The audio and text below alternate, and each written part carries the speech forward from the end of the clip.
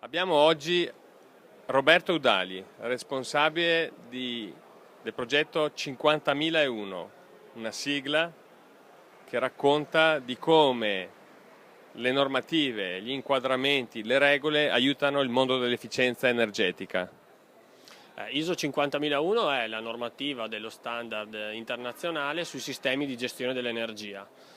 Proprio perché l'efficienza energetica non è un prodotto, ma è un insieme di processi e un insieme di abitudini, ben si sposa con i sistemi di gestione, come possono essere in parallelo quelli della qualità e quelli dell'ambiente, votati all'energia.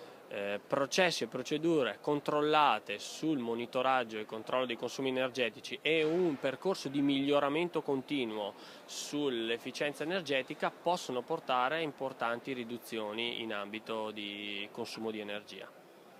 Signori, quindi oggi parliamo di efficienza energetica certificata, se non sbaglio, perché tanti ci raccontano di che cosa si può ottenere, tanti ci presentano dei progetti.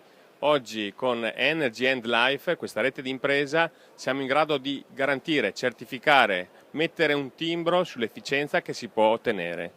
Senz'altro, il vantaggio di adottare questi sistemi di gestione è che è possibile certificarli da un ente terzo e come tale quindi darne evidenza anche a tutto il mondo all'interno di uno schema condiviso a livello internazionale, appunto dall'ISO.